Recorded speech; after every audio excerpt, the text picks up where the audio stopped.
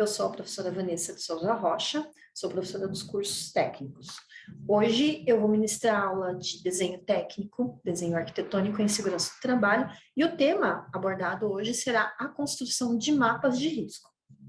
Claro que para essa construção de mapas de risco, nós temos que ter um entendimento sobre o que são os riscos e o que são os perigos. Nós precisamos entender, precisamos determinar e precisamos principalmente reconhecer aonde nós teremos esses riscos e perigos para que nós possamos passar isso para o papel, para que essa informação seja passada para o nosso funcionário de uma forma clara e de uma forma além de clara, muito específica. Desta forma, vamos entender o seguinte: perigo, ele pode ser contextualizado como uma fonte, né? Uma fonte com potencial que vai causar um dano ou uma lesão, algo que vai se tornar um agravo para a nossa saúde. Só que o perigo, sozinho, não tem problema nenhum. Ele pode estar lá e pode não me causar nada. Contudo, ele tem o potencial de me causar um agravo. Um exemplo disso é um tubarão. O tubarão é um perigo. Ele está lá no mar, está nadando. Caso eu nade com ele, aí ele vai se tornar um risco. Há um risco de um acidente muito grave quando eu nado com o tubarão. Mas ele, por si só, é apenas um perigo. Mas ele tem um potencial gigantesco de me causar dano. Já o risco, ele vai ser uma combinação de probabilidade. Então, quando eu me ponho em risco, como é o caso do tubarão, eu vou nadar com o tubarão sem as proteções adequadas. Então, eu me coloco em risco. Então, neste caso, eu me ponho à disposição de um evento perigoso. Eu estou à disposição de um agente nocivo. E essa situação de risco, ela pode acontecer em diversas situações, em diversos agentes, como os agentes químicos, físicos, biológicos, também ergonômicos e de acidentes, que eu vou explanar a seguir. Só para a gente recapitular, o perigo, ele vai ser a fonte geradora, e o risco, ele é a exposição a essa fonte, na forma de probabilidade. Vamos entender, então, quais são os principais riscos linkados, os que nós poderemos colocar no nosso mapa. Vamos começar pelo risco físico. Os riscos físicos, eles vão ser caracterizados por questões ligadas a fontes de energia, questões ligadas a oscilações, questões ligadas à ondulatória principalmente. Então, teremos vibrações, ruídos excessivos, temperaturas extremas ou muito baixas também, pressões diferenciadas, como pressão hiperbárica ou hipobárica, e também as formas de radiação. Temos radiações que são ionizantes, que são aquelas do raio-x, e temos as não ionizantes, como, por exemplo, a luz infravermelha, como, por exemplo, a luz solar, né, em sua radiação UVA, UVB e UVC, além das alterações sonoras.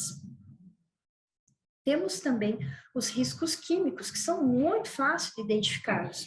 Tanto que, em nossa própria casa, temos inúmeros riscos químicos, como os produtos de limpeza utilizados.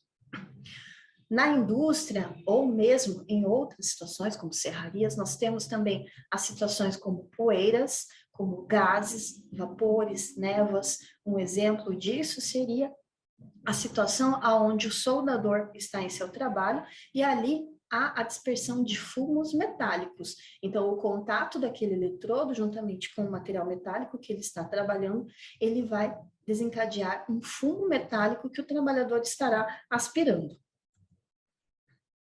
Além disso, nós temos os riscos biológicos, então são todas as fontes ligadas a fungos, bactérias, protozoários, vírus, parasitas, né? Nós estamos expostos a isso a todo instante. Quando vamos ao banheiro, por exemplo, então o agente de limpeza, né, ele estará mexendo com isso diretamente. Poderá utilizar a luva, poderá utilizar um EPI, né, ou então um óculos, uma proteção, uma bota específica e assim por diante. Os riscos ergonômicos já estão relacionados com a questão psicológica, questão física e também cognitiva, né, a questão organizacional das empresas.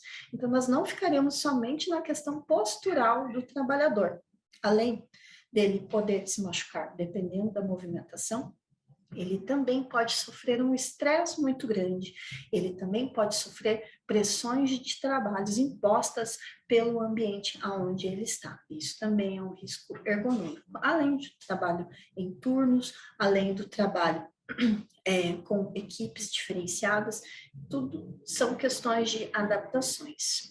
E, por fim, os riscos mecânicos ou riscos de acidentes são todos os relacionados a máquinas, equipamentos ou principalmente a choques, né? Choque, quando eu falo em choque, não é somente um choque elétrico, é também o choque ligado a bater um objeto contra o outro, então é o contato direto realmente. Esses riscos de acidentes de trabalho também vão englobar situações linkadas a risco de incêndio, linkadas também a perfurações, né, principalmente em hospitais, onde a gente tem manuseio de perfuro-cortantes, principalmente em laboratórios também, onde eu posso ter quebras, né, de materiais de vidro. Então, existe a estocagem adequada, né, pode ter o soterramento, pode ter também as picadas de animais peçonhentos. Então, tudo vai depender da onde e de como estará a atividade relacionada a isso. Dessa forma, entendendo todos esses fatores de risco e perigo, nós podemos fazer um rápido levantamento e, com esse rápido levantamento, computar um mapa de risco. Esse mapa de risco, ele vem como um anexo da NR5, da norma regulamentadora número 5, e ele dispõe que eu preciso de uma representação gráfica em planta baixa, preferencialmente, e me mostre qual que é a atividade fim executada, qual que é a severidade desse risco e quantas pessoas estão expostas a isso.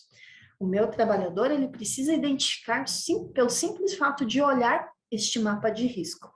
E esse documento, ele pode ser realizado pela CIPA, né, que é a Comissão Interna de Prevenção de Acidentes do Trabalho, dentro da própria empresa, e pode ser auxiliado pelo SESMIT, né, ou por assessoria contratada.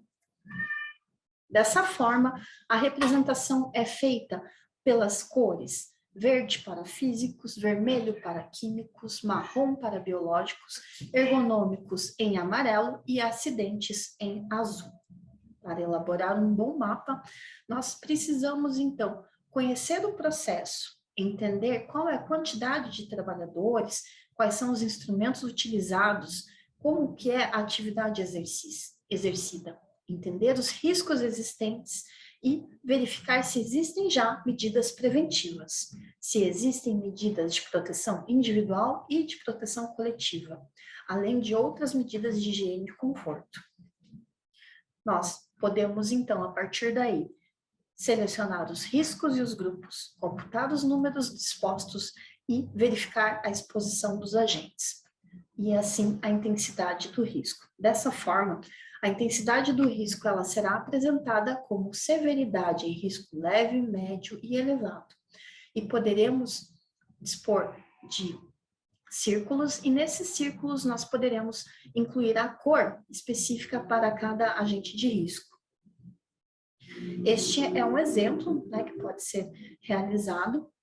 Aqui a EBSER, a Empresa Brasileira de Serviços de RH para os hospitais do Brasil, e aqui nós podemos identificar como está a severidade. Então, veja, eu consigo identificar que nessa sala de operação 8 existe o risco biológico, existe o risco físico, existe o risco de acidentes, e eles estão com um grau de severidade médio, conforme a simbologia de cores e conforme a intensidade do risco. E o risco ergonômico baixo, leve. Dessa forma, eu espero ter contribuído para a elaboração do mapa de risco e agradeço, né, pela oportunidade. Muito obrigada.